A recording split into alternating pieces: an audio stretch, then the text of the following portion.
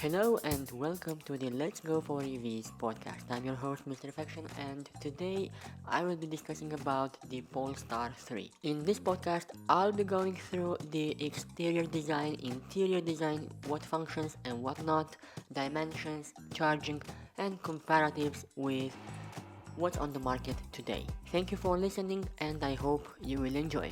The live announcement was broadcasted on YouTube and on their official website, and a selection of journalists were able to see the car and give a walk around. I'll drop links in the description with videos that actually show the car, but now I'll be focusing on the design, the appearance, and the interior features, as well as comparing the Polestar 3 with the competitors. First up, as the CEO started, I'll be beginning with the exterior appearance. It started with the evolution of a normal mid-sized SUV with 7 seats, and what Polestar has done is lowered the seating position and steering column as well as the dashboard. This gives a sportier feeling and this made possible for a sleeker roofline. This design is approached by Mercedes as well with sleekness and aerodynamics, but Polestar topped it up a notch by introducing the front wing, as they call it, which is basically a blade to cut air. Instead of creating turbulence in the front, increase drag and proportionally decrease range, they've cut the bonnet by giving a lower line, and on top of it they've designed a line that has the utility of cutting the air and transporting it more clearly to the rear wing. This gives a slight advantage in terms of aerodynamics, range and feeling on the road. One interesting thing about the Polestar 3 is the tire selection, and it started an argument in my mind. Let me explain by showing you the side picture from the official website. They show there the car in all its glory, but if we pay close attention, we can see the braking solution for this car. In the front, there is a 4-piston caliper, which is acceptable for this type of car and weight, but on the rear, they went with basically 1-piston caliper, which we call it a floating caliper. If you know anything about braking, is the fact that the better the brakes, the faster you can drive. 21-inch wheels look incredible on the car, and it's great that they include a standard in the basic package. But why bother including a sporty wheel size if braking is from a standard SUV recipe? This makes no sense for me. This car is made for families to be able to travel around the countries in maximum comfort and safety. This car is not comfortable, I can assure you, even if it has air suspension as standard. They should have included a 20-inch wheel to be complemented with a tire with a bigger sidewall and to be a little bit narrower. This would give not only better range but better comfort as well. I'm sure the owners would ditch the 21-inch and they will put 20s if the front caliper allows. Speaking of wheels and tires, the official selection for Polestar 3 consists in one size 21-inch with narrow width in the front 265 and fat wheels on the rear at 295, and in order to achieve one more range, for the 22-inch to be exact, they played with the percentage of width. On the 21 we find a 45, and on the 22 there is a 40 in the front and 40 with 35 respectively for the rears, in order to retain the circumference at somewhat similar values. Front design looks very Polestar-like with their dual blade in the headlights, complemented by hard lines in the black plastic of the front bumper. I really appreciate the fact that it includes a lot of black plastic, which is easily replaceable and cost effective, instead of providing design that would be dangerous for eventual fixes in terms of body panels. The front side wings end very high, giving the bumper all of the punishment in daily use. The rear looks familiar, and if you agree with me, let me know in the comments what is the most similar car that you've seen with this design. I'll be waiting for 2 seconds, and I'm gonna say that for me, this looks very much like the Mercedes EQC and Volkswagen ID.5. I don't really understand why they haven't retained the Polestar 2 design with lights that start from the bottom, but what I can understand, they needed to differentiate the cars from the lineup. If I see this car from far away, I'm not able to tell that that's a Polestar 3 or a Mercedes EQC, and that's not very good for light signatures in 2022, where we have freedom to do anything we want. There are little details as naming in the car in every single way possible. We find the name Polestar 3 in the lights, in the side profile, in the interior. I like the fact that they are not writing the model and variant on the rear as other manufacturers do, which is a nice detail. The black plastic stays up in the rear, which is a good thing in terms of cost of replacing the part if it gets broken. Top view is interesting because we have the panoramic roof and a very good view of the hood design. The panel roof comes with the Polestar logo somewhat into it, and it's visible only at night.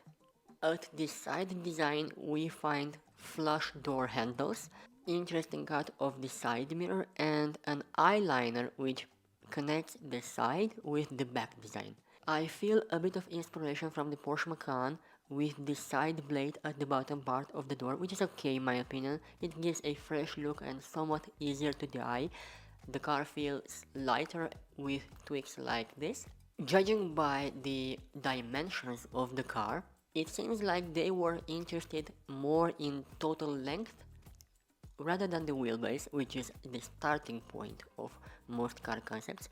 What I mean, if you analyze the spec sheet, it can be seen that the length is an exact value of 4900 millimeters, and the wheelbase is a result of it.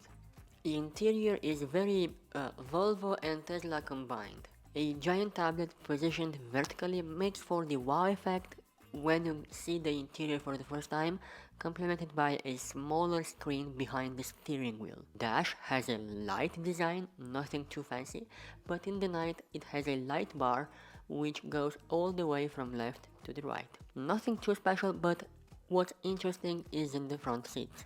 Not only they come with speakers right behind the ear, but they have an extremely beautiful appearance and I'm sure they are comfortable as hell. Flat floorline and basic rear seats complement the interior very nicely.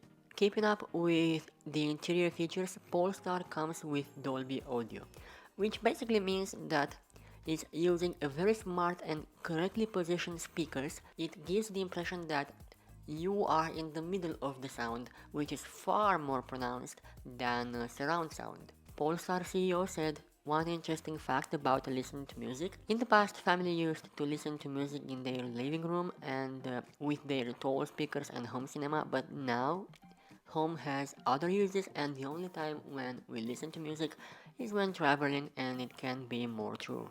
I really liked that. About traveling, let's travel to the performance, and I immediately start with a complaint. I'm actually sad that the Polestar 3 does not come with 800 volt architecture.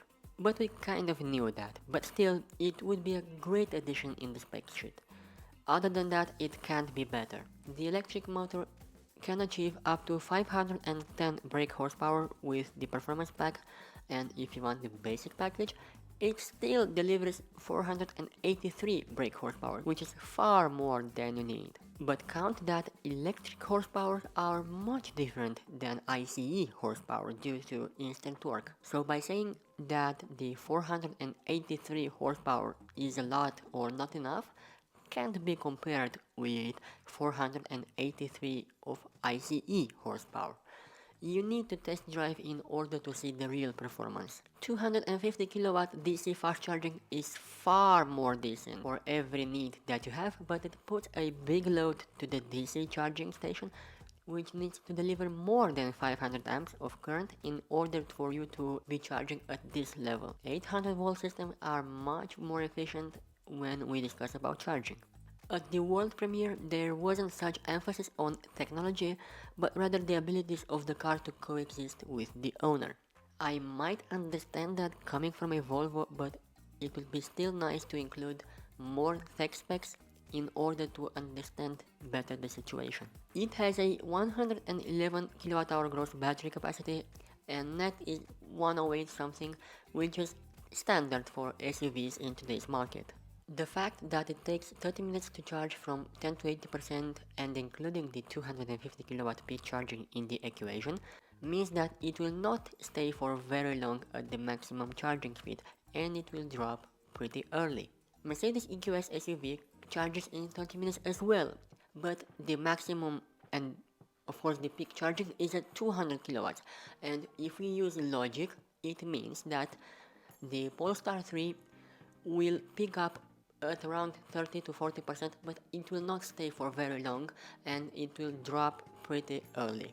Now, if you use more logic, we can come up with the charging curve of this car to be peaking at 250 kilowatts at 30 to 40% and drop to 200 until 60 and to 80% to be charging at 120 to 140 kilowatt or even lower due to high temperatures. One thing I'm not sure and they haven't revealed is the fact that it will be able to precondition the battery, and I think that will not be the case because it uses Google Maps as a route planner and I'm not sure how it will keep up with the specifications of every charging location. Tesla uses their proprietary maps to be able to precondition the battery before arriving, as well as Porsche. So it's a pretty interesting problem to face when they will roll from the dealership to the customers. Hyundai Ioniq 5 does not come with preconditioning, but it comes with 800 volts architecture and 250 kilowatts peak charging. And we all saw what happens at low or high temperatures. The perfect recipe would be 800 volts, 350 kilowatt max charging and preconditioning. That's the perfect spec for every single EV out there. Let's compare the Polestar 3 with other EV SUVs. First on the list has to be the Tesla Model X. There are similar dimensions, similar specs in terms of charging, and the price, believe it or not, stands on the Polestar side, being a lot cheaper than the X. We all know the Model X, it has 16.5 kilowatt AC charging, more things to do in the interior, and the Falcon doors, which are a showstopper. Tesla Model X actually charges in about the same time from 10 to 20% as the Polestar 3, which is a good thing, but it's a matter of time when we will find out if the range is real, under or overrated. In terms of weight, we know the weight of the Model X to be shy over 2,500 kilograms, as well as the Polestar is at about the same value. There are other players in this niche such as Audi e-tron Sportback, BMW iX, even Volvo XE Recharge series. This video being about the Polestar 3, which one I would buy if I were in the market for a new SUV. If I take my needs of what an SUV should be like for me, I would highly consider the Polestar 3. But there is a bummer that in Romania there isn't a Polestar dealership, so I won't be able to buy a Polestar from Romania. But if a Polestar salesperson sees this, please contact me because I have a dealership like place and I would be able to sell the Polestar in Romania. To end this monologue and engage with you more, let me know in the comments below what do you think about the Polestar 3. Is it worth the hype? Do you like it? Do you hate it? Do you think it's expensive or cheap? Do you like the design? Do you like the interior features? Thank you for listening and watching this podcast. I will recommend you watching my Know Your Taycan series if you own a Porsche Taycan, and I hope you find out more things about the Polestar 3. Ciao!